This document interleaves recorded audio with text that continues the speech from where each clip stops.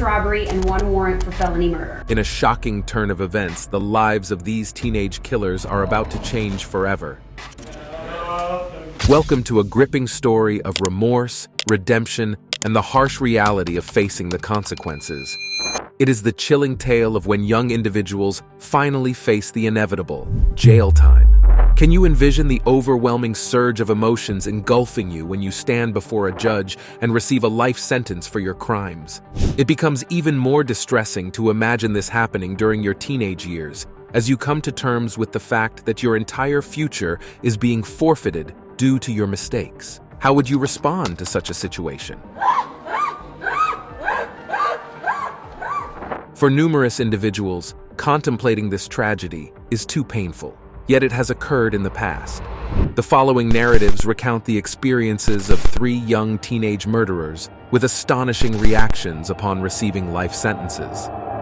Shondell, who shot and killed Nathan, showed no remorse during his trial, and even smiled when his sentencing was announced. There's nothing that can be said to bring back our Nathan. But your sentence can ensure that Shondell does not have the opportunity as a free man to inflict pain like this again. Is there such thing as pure evil? He was sentenced to life in prison without the possibility of parole. Shondell's violent outbursts during the sentencing and lack of empathy further highlighted his cold-hearted nature. I know that that is something that is reserved for the most serious of cases, and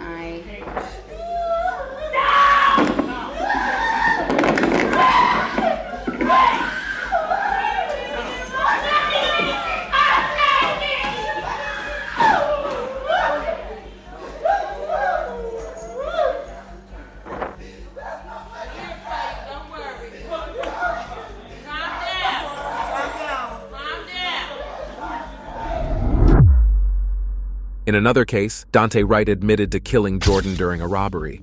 Despite the severity of the crime, Dante seemed unrepentant and even smiled during the court proceedings. Jordan's mother had to endure the heartbreaking revelation of how her son died, but at least she obtained some closure, knowing who was responsible for the tragedy. Your actions have led you to a prison cell, but have also created an empty cell that I live in every day. While you can still hope to be released one day, I'll never escape my hell. You are still alive, but Jordan has no future. I just want to tell y'all, I'll be home soon, or I'll be Keon. I love my family.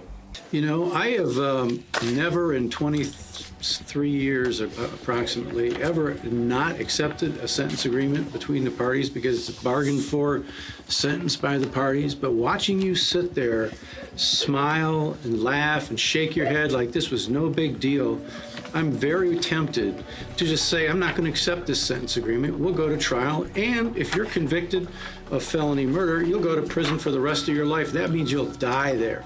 That's what I'm tempted to do.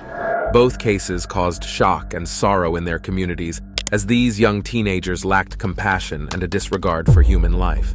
Their actions have left lasting scars on the victims' families and raised questions about possible redemption for such criminals. Another event is the trial of Aiden Fucci, a historic event encompassing disturbing elements such as a sinister desire to kill, a lack of experience, and absurd attempts to conceal the crime. Aiden could choose any victim to fulfill his horrifying urge, whom he discussed with his friends. He's talked about killing people, he's talked about fighting people. I've seen him practice stabbing motions with his knife. And, I mean, you don't really take any of this stuff as in he's gonna stab and kill somebody because he's just a kid. We're all just kids. He ultimately carried out this act on his 13-year-old classmate. Before the tragic incident, Aiden's friends revealed his disturbing fascination with murder, discussing plans of dragging someone into the woods and stabbing them. Though Aiden's troubled past was sealed due to his minor status, it was evident from a report released by the St. Johns County Sheriff's Office that he had violent fantasies. Despite Aiden's best friend attributing these tendencies to coping with his tumultuous home life, his darkness eventually consumed him. On the night of May 9th, 2021, Aiden lured Tristan out of her home and subsequently killed her, inflicting 114 stab wounds, including 49 defensive ones, on her arms and right hand.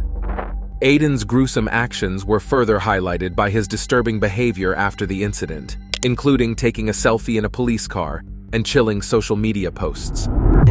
having fun in a fucking cop car. Yep.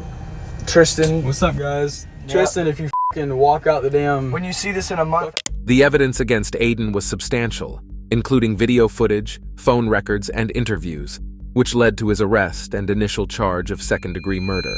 Later, the charges were upgraded to first-degree murder when incriminating items like a blood-stained knife, clothing, and drawings were discovered at his residence. His mother was also charged with tampering with evidence for attempting to wash the blood from his jeans. You know, they found this girl, right? Where? In our neighborhood, down our main street. Is she good? No, she's dead. That's why this is very important. It's all on you right now. What is my problem? You were the last one with her. Last one seen with her. So right now, it's facing you right now, son. Can you tell me anything different about her that we don't know about? No. Do you know if this girl got picked up? I'm talking about her dealer. You think she got picked up by him? Probably. She said she wouldn't come home. She said she's gonna find somebody to stay How did at you her left her office. there walking? Like, you think she got picked up after that? She just kept walking? Probably. I don't know. Do you know if she turned the other direction or she was just still walking behind you? She pushed her down and you walked away. We shouldn't be talking. I was just asking what he told the cops. I was just asking what he told them. You were khakis or clothing? During his time in jail awaiting trial, Aiden showed a violent propensity, constantly fighting with inmates and challenging the correctional officers. His trial concluded with him being sentenced to life in prison, with the possibility of parole due to his age.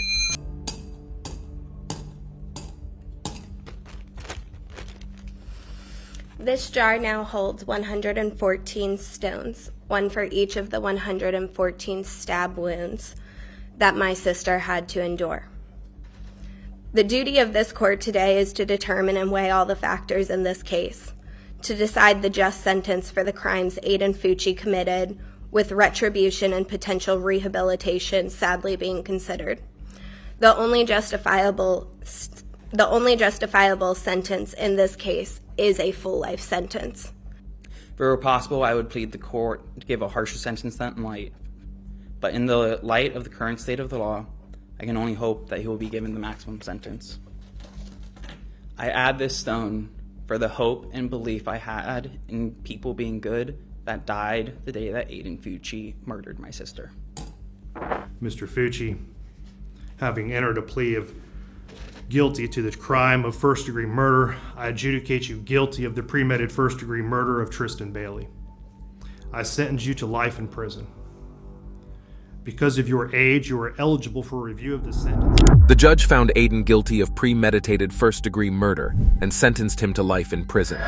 The hope remains that individuals like Aiden Fucci, who commit such heinous acts, receive the maximum punishment, offering some solace to the grieving families of their victims.